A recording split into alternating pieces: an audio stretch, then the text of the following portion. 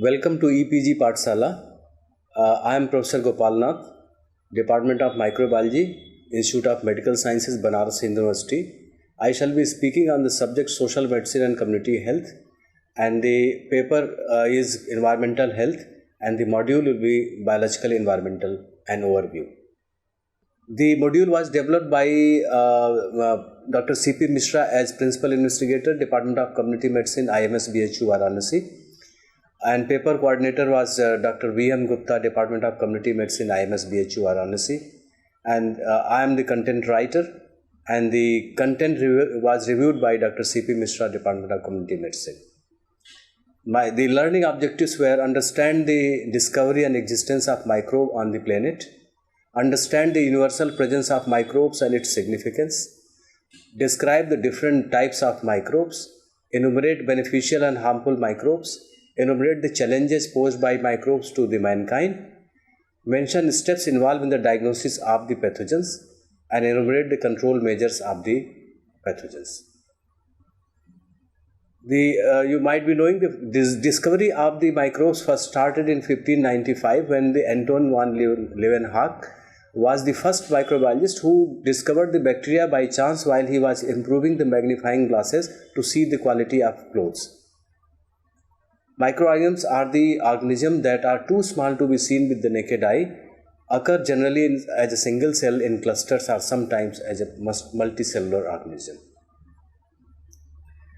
The magnitude of the microbial world, the total number of bacteria on the earth is estimated to be 5 into 10 power 30, and the viruses always outnumber the bacteria. They are 10 times more, that is 1 into 10 power 31. Similarly, total number of human cells in the human body is 10 power 13, and microbes again outnumber the human cells by 10 times, that they are 10 power 14 living inside or outside on the surface of the human body. The microorganisms are just like God. They cannot be seen through naked eye, but we can feel their impact on us in various ways. Without knowing, we are getting their help since the evolution of the human being in the digestion of food, generation of the energy to intestinal mucosa, disposal of waste, production of metabolites for higher organisms, etc. You can see this picture where you can see on the scalp area total 10 power 5 to 6 bacteria are there on the per square inch of the area, and then if you see the conjunctiva, there are 10 power 3 bacterial or microbes per conjunctiva, and if you see the saliva, if anybody is having this one, the total count of the bacteria or microbes including the fungus and viruses, they are 10 power 9 per ml of the saliva. If you scrap the 1 inch square area of the skin, the number of the microbes are 10 power 2, and in colon, if you see in the stomach, they are a bit lower, they are 10 power 3 to 10 power 4, but in colon they are 10 power 8. In lower colon, this is still increasing 10 power 11 per ml, and when a well-formed stool is estimated, then you are having the count of 10 power 11 to 12. In genital mucosa also, the count of the microbes are 10 power 6 to 10 power 7 per ml. So if you want to see in the real sense, if you are opening a culture plate in the area, like library is a quite clean area, and then after 30 minutes of the exposure, you can see these bacterial colonies are there, and they are huge in number. So these bacteria are present in the air all the time. If you are having your washing of the hand without any soap washing, then you can have so many number of the bacteria here like this, and after washing they are a bit reduced, but they are never removed completely. And if you are collecting a swab from the nose, then you are having this much number of the bacterial colony, and this is full of the bacteria there. There are 4 different broad classification of microorganisms. First is virus, second bacteria, third fungi, and fourth are the parasites. The viruses are particles made up of nucleic acid, either RNA or DNA, protected by a protein coat. And you can see this is how they cannot survive without a living cell. So what is happening? They are injecting simply the DNA material, the yellow in color, to the living cell, maybe bacteria, maybe plants, or the animals, or the human being. And there are different shapes and size of the viruses, and you can see there are DNA viruses and there are RNA viruses. This is the smallest one, parvovirus, papovavirus, adenovirus, herpes virus and pox virus. Under this, this smallpox virus comes, and here is the picorna virus. Under this group, poliovirus comes, and this is the Rio virus. They have the this rotavirus causing diarrhea comes, Toga virus. All these viruses which are causing the dengue and the chikungunya, they are coming under this one. And this is our arthomyxoviruses. Under this group, the influenza virus is coming, and this is paramyxovirus. There is another group here in between. This is the retrovirus, and under this the HIV virus comes. And you can see the relative size of the bacteria, the different viruses in comparison to the bacteria, and you can feel that this is like a dinosaur as compared to these microbes. So the important viral diseases are HIV, causing AIDS, hepatitis, influenza, measles, chickenpox, mumps and rabies, poliomyelitis, dengue, Japanese encephalitis, chikungunya, herpes, etc. Bacteria are the first organism which are very much organized in the form of the cell, having both DNA and RNA. Cell wall, mitochondria is like a organelle.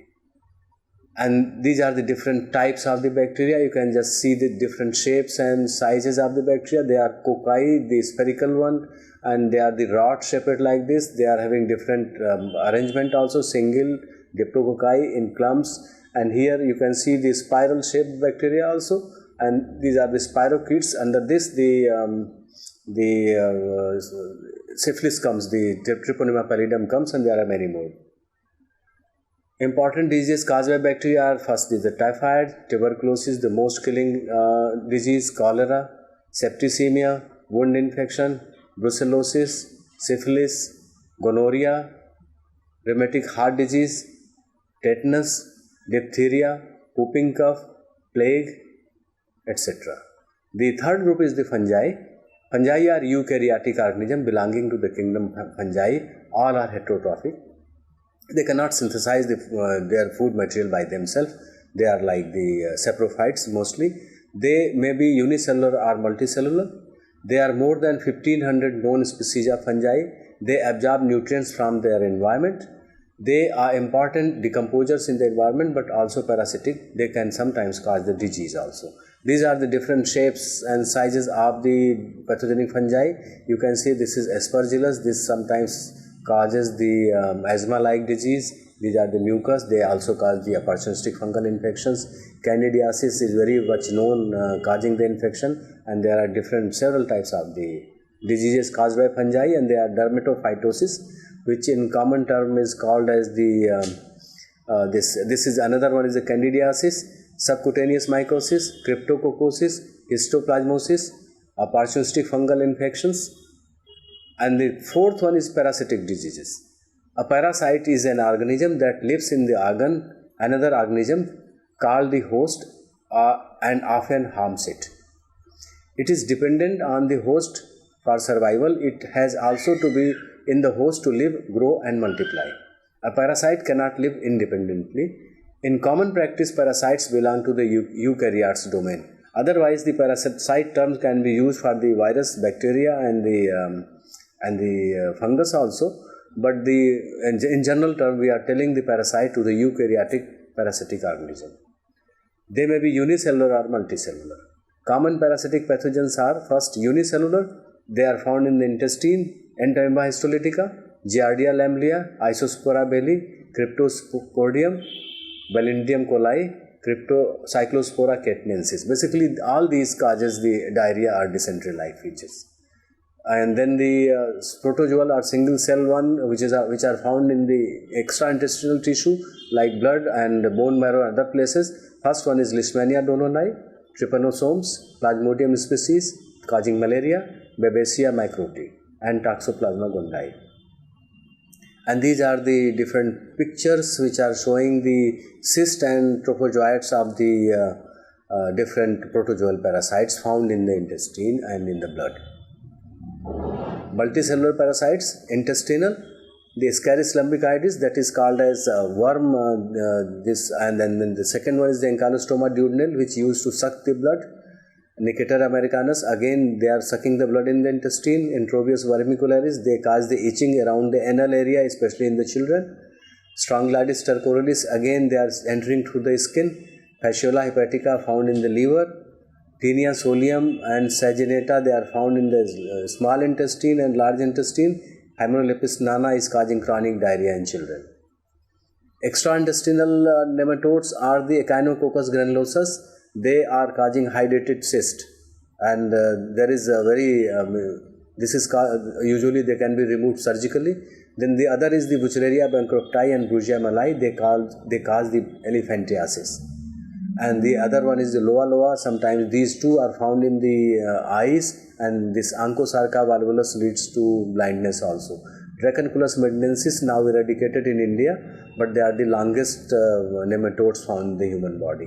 The other is Paragonimus westermani, and the migrating larvae often cause the problem of the itching and the many other diseases like involvement of liver and spleen. So these are the schematic diagrams of few of the intestinal and extraintestinal parasites. And this is the Balindium coli. You can see the big cytostome coming, the fluid is coming out. And this one is the Giardia lamblia, causing diarrhea. This is the picture, this is the video of the Entamoeba histolytica, which causes the dysentery usually in children and sometimes amoebic liver abscess. And these are the pseudopodia which are coming out, and the other trophozoite is coming from this side, upside down, and you can see the pseudopodia getting projected here. One is moving this. This stool sample was collected from Department of Pediatrics, and he was suffering from the bloody dysentery.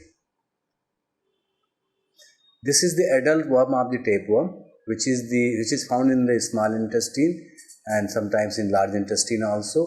And this is the mouth part of the adult worm, and you can see that how this is trying to suck the nutrients out of the intestinal wall. This is the mouth part of the tapeworm, and this is very long tapeworm, and you can see it is trying to suck like a baby.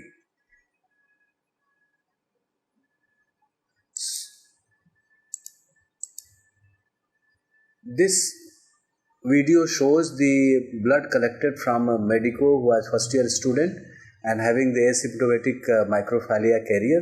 You can see the two microfilaria, they are just moving so fast, small worms in the peripheral blood, and the nearby structures are RBCs and other cells of the blood. And from here, when the mosquito bites somebody, it takes, and then this develops in the mosquito, and then after that, again if the mosquito bites to some adult person, this leads to the filarial disease in the other person. This video is showing the egg of the tapeworm, which I showed earlier, and you can see this egg has just come out from a fresh stool sample, and you can see the movement of the mouth part of the rostellum part, and these are the sucker part which will be developing later on in the oral part, and this keeps on moving, and later on this will develop to the adult worm, which I have shown in the earlier video. This is the video showing the egg delivery of the there are different segments. There are multiple in 1,000 segments of the tapeworm, and you can see the small structures are the eggs which I showed in the earlier video. And when the contraction wave will come out, you can see the discharge of the eggs from here, and each segment is contributing almost 3,000 to 4,000 eggs when it is getting ruptured. So you can see the eggs are just spilling from here outside, and this tool, if passed, if somebody is consuming, then they will have the infection, the development of the tapeworm infection in their intestine. And this video basically is from the Department of Gastroenterology. The same tapeworm, this is called as Hymenolipis nana. They are never found in 1 or 2 in number. You can just estimate that there are huge number of the parasites. This video was prepared from a student of Banaras University of the social science probably, and then you can see the number of the parasites they are just trying to suck and to take the. And this video, the next one is the stool sample from a person who was suffering from the Strongyloides stercoralis infection. This is the tapeworm, this nematode, And you can see these are the larvae which are mating inside the stool sample. You can see the mating picture also here. And then after mating, they are making the larvae out of larvae there, and they also piercing the skin surfaces going to the intestine and leading to the development of adult worm.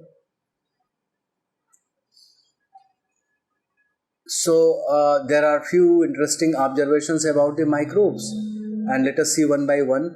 Via photosynthesis and chemosynthesis, they manufacture organic compounds from the free nitrogen and carbon dioxide, and they are using the water H2O also. So they are forming the carbohydrates, protein and fat. As a result, they directly or indirectly feed most organisms on the earth.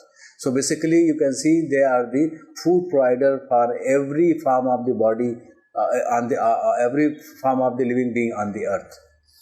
A human can be killed by exposure of how they are resistant less than 500 rad radiation. However, Deinococcus radiodurans is a bacterium which can survive exposure up to 3 lakh rad of the ionogic radiations. There are microbes, they can survive even 100 atmosphere pressure inside the seabed, and there is you can see the toxins produced by many of the microbes like botulinum toxin, tetanus toxin and the Clostridium perfringens toxin, and these toxins, out of this the strongest one can kill the whole life form on the earth in an amount less than 1 kg of the toxin. So this is the power of the microbes. The other interesting feature is that we know only about 0.5% of the estimated 2 to 3 billion microbial species present on the earth. So they have just evolved, and then we are knowing about this much only till date. So they are we are ignorant about the microbial world. Still we have to know a lot. Microbial genomes are modest in size, relatively easy to study. This we are utilizing basically whatever molecular biology information we are having today, the DNA and RNA, the cloning and the other manipulations, the genetic engineering, that is possible because the small genome size, they are containing only 10 million DNA as compared to the 3 billions in the humans and mouse genome. So it is very difficult to manipulate here. We are able to manipulate here and having a lot of products out of the genetic engineering like this. We are having vaccines against the hepatitis B, that is called a subunit gene by the genetic engineering. We are having again the vaccine against the rabies virus, which can be manipulated and again expressed in the yeast cell that can be used in the human body. In case of viruses, there are only 20,000 to 44,000 base pair, and majority of the basic studies on the DNA RNA based information we have gathered out of the bacteriophages, which are small in size, easy to replicate in the bacterial host. So bacteriophages are the boon to us as far as the research in basic molecular biology is concerned. Microbes thrive in amazing diversity of habitats in the extremes of the heat, cold, radiation, pressure, salinity, acidity, darkness, and often where no other life forms could exist. And for this, I shall be giving you one example, like the polymerase chain reaction, which is based on basically on the Taq polymerase. And the scientists found that this bacteria, Thermus aquaticus, can multiply even at 100 degrees of the centigrade in boiling water. So he took out that bacteria and extracted the enzyme from there, and then only 30-40 cycles of the PCR reaction could be possible because this enzyme was not destroyed by the temperature going to 92 degrees centigrade several times. So this is the uniqueness of these microbes, and they are having the answers to all the problems which we are having today. So the thing is only that we have to explore, we have to find out that what is being caused by what.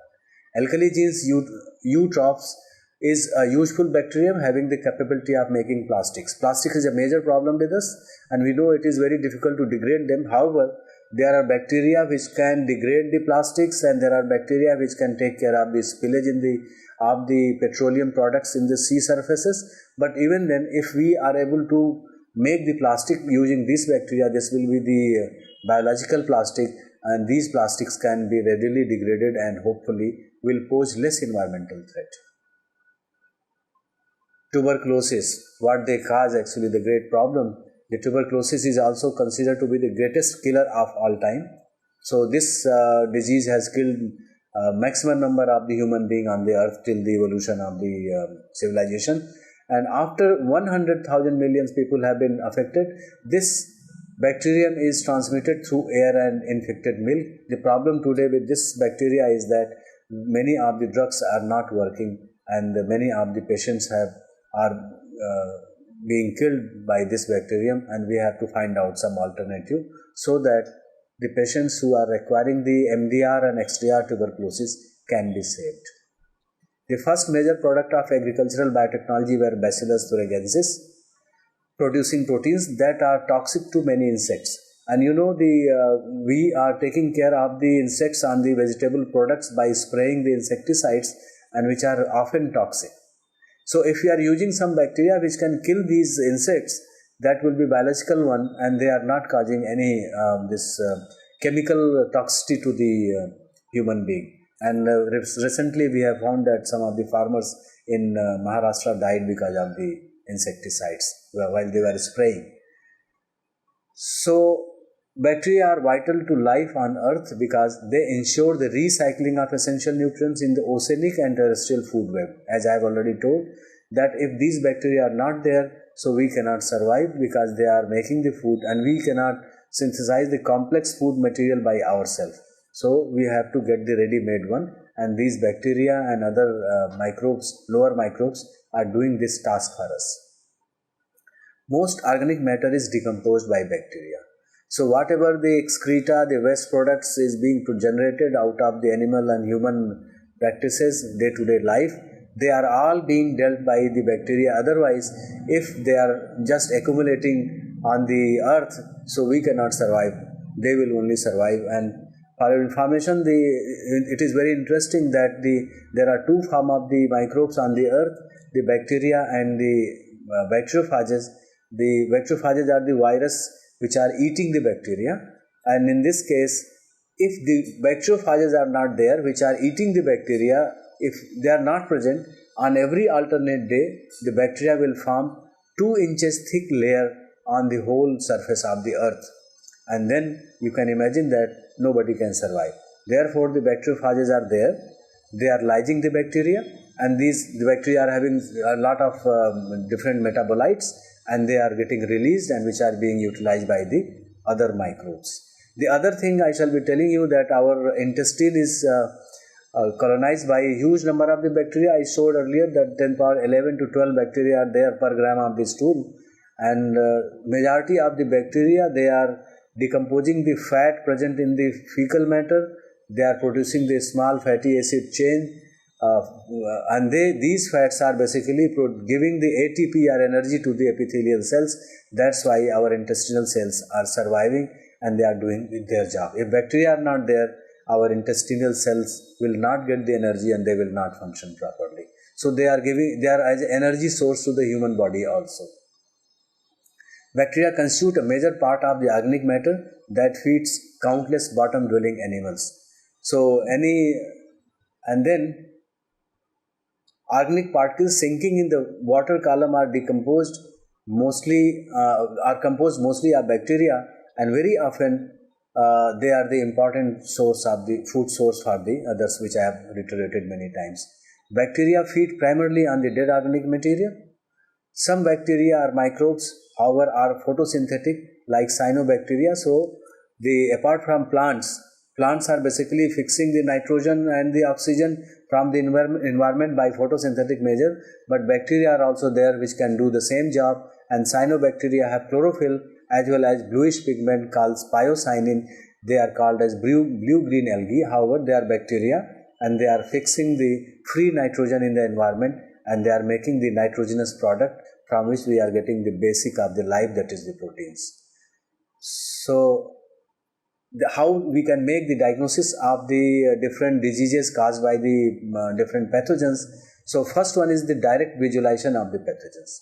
So, when the microscope was invented, there are 3 types of the microscope right now. We can see by naked eye, the bigger one, the nematodes, we can see some of them with the naked eye, and then we are having the compound microscope by which we can amplify the vision by 1000 times, and by this we can see many of the microbes. But apart from this, if you go to the electron microscopy, they are amplifying the image by 10,000 times or more, and we can see the very, very small organisms like viruses can be seen by this one. But if the number is less, then we cannot see them. So there are many more methods by which we can see the presence of the microbe. The other is the demonstration of antigen.